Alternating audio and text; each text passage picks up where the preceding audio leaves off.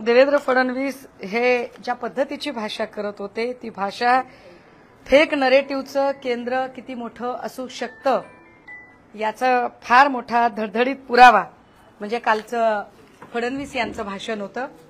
काल फडणवीसजी भाषणात असं म्हणाले की ठाकरेंना आरक्षण टिकवता आलं। जर ठाकरेंना आरक्षण टिकवता महाराष्ट्रात आलं नाही असं त्यांचं म्हणणं असेल तर बिहारमध्ये भाजपाचं डबल इंजिनचं सरकार होतं, मग बिहारमध्ये आरक्षण कोणाला टिकवता आलं नाही। महाराष्ट्रात निष्कारण तुमची नियत नाहीये कोणालाच द्यायची, पण तुम्ही अशा पद्धतीने गोंधळाची स्थिती का निर्माण करावी। काल फडणवीस असंही म्हणाले की बाबासाहेबांनी राज्यघटनेमध्ये आरक्षणाची कालमर्यादा 10 वर्षांची ठेवलेली होती, मात्र फक्त आणि फक्त मोदी साहेब आणि वाजपेयी साहेब या दोघांमुळे ही आरक्षणाची कालमर्यादा वाढली आहे। माझी अशी धारणा होती, माझी अशी कदाचित माझी ती अंधश्रद्धा असावी, माझी अशी समजूत होती की देवेंद्र फडणवीस जी हे फार हुशार आहेत, ते प्रचंड अभ्यास करतात आणि त्यांना प्रत्येक गोष्टींची माहिती असेल। पण काल इतक्या निखालसपणे ते खोटं बोलत होते। काल त्यांनी ज्या पद्धतीची मांडणी केली, मुळात देवेंद्र फडणवीस साहेब आपल्याला हवं असेल तर कायद्याची अनेक पुस्तकं मी आपल्याला आणून देते। भारतीय राज्यघटनेमध्ये आरक्षणाचे 3 प्रकार पडलेले आहेत, राजकीय आरक्षण, सामाजिक आणि शैक्षणिक। पैकी राजकीय आरक्षण हे 10 वर्षांच्यासाठी ठेवले होते, सामाजिक आणि शैक्षणिक आरक्षणाला कुठलीही मर्यादा नव्हती। आणि राजकीय आरक्षण जर 10 वर्षांच्यासाठी असेल तर 1950 ला घटना अंमलात आली, म्हणजेच 10 वर्षांनी 1960 ला पहिल्यांदा जी वाढीव मुदत द्यायची होती त्यावेळेला भाजपा बाळोत्यात म्हणतो आम्ही त्याला, जे छोट्या बाळाला जे छोटं कापड घेतलं जातं, भाजपा बाळात्यात होती त्यावेळेला।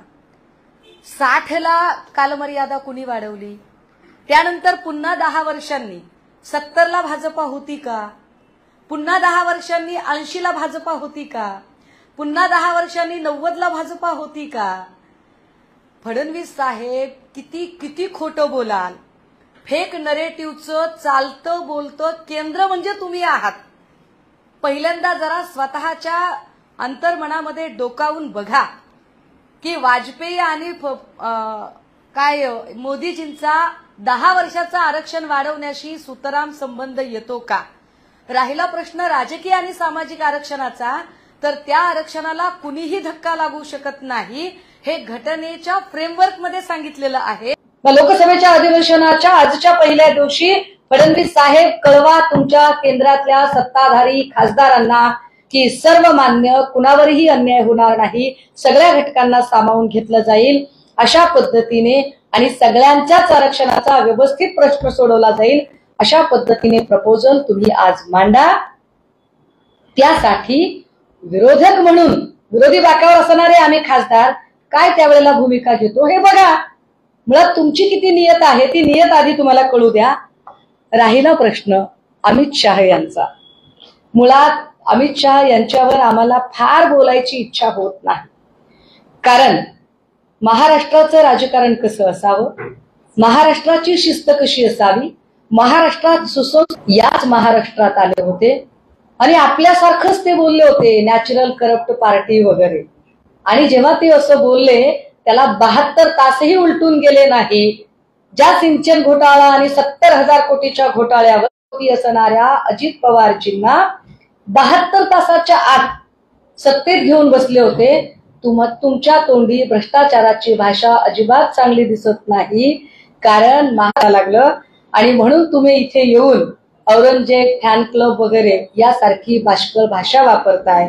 तुमचा स्तर हा पार्लमेंट मधले जे खासदार रमेश बिधुडी बोलले त्यापेक्षाही तुम्ही तुमचा स्तर खाली घसरवत आणलाय, हे कालच्या भाषणाने पुन्हा एकदा सिद्ध झालं। आम्ही कोण आहोत, आम्ही काय आहोत त्याचं सर्टिफिकेट आम्हाला गुजरातच्या तळीपारांकडून घेण्याची वाईट वेळ आलेली नाही। आम्ही काय आहोत हे समजून घेण्यासाठी आम्हाला जस्टिस लोयाच्या हत्येच्या रक्ताचे शिंतोडे ज्यांच्या अंगावर आहेत त्यांच्याकडून ते सर्टिफिकेट घेण्याची गरज नाही. राहिला प्रश्न आरक्षणाचा, तर मी म्हटलं की 10 वर्षानंतरचं आरक्षण हे राजकीय क्षेत्रातलं ते दर 10 वर्षांनी बदललं. ते काँग्रेसच्या काळामध्ये त्याच्यात तुमचं शून्य योगदान आहे. उगाच स्वतःच्या बढवून घेऊ नका. स्वतःला फार हुशार आहात असे किमान वरवर दाखवताना तरी अभ्यास करून बोलत चला. आणि जर एवढी तुमची नियत असेल तर इथे महाराष्ट्राची सामाजिक वीण उसवण्यापेक्षा महाराष्ट्रातला मराठा, साळी, माळी, कोळी, तेली, तांबोळी, आतार, बागवान, सुतार, लोहार, कुंभार, कडे, कपारी, घिसाडी, जोशी ही सगळ्या जात समुदायातली माणसं अत्यंत गुण्यागोविंदाने नांदतात. जर या लोकांमध्ये खरंच ध्रुवीकरण होऊ द्यायचं नसेल, जातीय विष्पेरणी करायची नसेल आणि तुमची सर्वमान्य असा तोडगा काढायची तयारी असेल, कुठल्याही घटकावर अन्याय होऊ द्यायचा नाही, ओबीसीवरही नाही आणि मराठ्यांवरही नाही, कुठल्याही घटकावर अन्याय होऊ द्यायचा नाही, अशा पद्धतीने तुमची तोडगा काढायची तयारी असेल तर शिवसेना उद्धव बाळासाहेब ठाकरे पक्षाच्या वतीने आमचं खुलं आवाहन आहे भारतीय जनता पार्टीला की आपण आज लोकसभेच्या अधिवेशनाच्या पहिल्या दिवशी हा प्रस्ताव मांडा. तो प्रस्ताव मांडा, चर्चेला आणा, बघू देत तरी की तुमची किती नियत आहे ते. थँक्यू.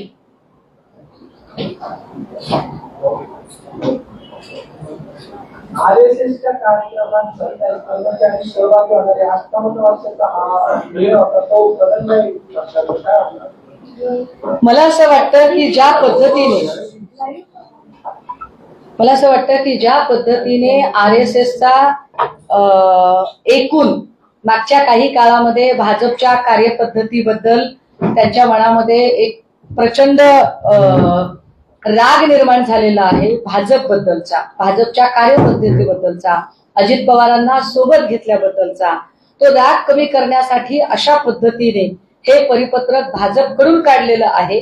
भाजपकडून हे काढलेलं परिपत्रक हे निश्चितपणे भारतीय संविधानाच्या चौकटीत न बसणारं परिपत्रक आहे. पण अशा परिपत्रकातून भाजपा निष्कारण आरएसएसला वादाच्या भोवऱ्यात अडकवू इच्छिते, जेणेकरून भाजपला स्वतःवरचे जे सगळे डाग आहेत, सगळे आरोप आहेत ते पुसून आरएसएसच्या मागे लपता येईल. धनंजय मुंडे असं म्हणले की धनंजय मुंडे काल जे भाषण झालं अमित शहा यांचं बोलताना असं म्हणले की अमित शहा यांच्या बोलण्यामध्ये काहीतरी तथ्य असेल म्हणून काल ते उद्धव ठाकरे आणि शरद पवार यांचं हे फार विशेष आहे. एकीकडे त्यांनी म्हणायचं की हे तथ्य असेल म्हणून बोलले असतील, दुसरीकडे अजित पवारांनी म्हणायचं की ते काय म्हणाले ते मी ऐकलंच नाही. मागे एकदा अशाच पद्धतीने पवार साहेबांवरती जेव्हा टीका केली मोदींनी, भटकती आत्मा वगैरे म्हटलं, तेव्हा अजित पवार म्हणाले की मी ऐकलंच नाही ते काय म्हणाले ते, असं काही ते म्हणाले असतील तर मी त्यांना जाब विचारेल. तो जाब बहुतेक त्यांनी मधल्या 5-10 भेटीगाठीमध्ये विचारलेला दिसत नाहीये. कालही म्हणजे नेमक्या वेळेला ते नेमके शब्द ऐकत नाहीत, नेमक्या वेळेला नेमक्या भाषेमध्ये ते बोलत नाहीत. जर ते तथ्यच असेल असं जर म्हणणं असेल तर मग आम्हाला धनुभाऊंनाही प्रश्न विचारावा लागेल की भाऊ मग त्याच मोदींनी पवार साहेबांना गुरु कशासाठी म्हटलं आणि त्याच पवार साहेबांना पद्मविभूषण पुरस्कार याच सरकारने कशासाठी दिला. काय म्हणजे त्याला काही लॉजिक तरी असलं पाहिजे.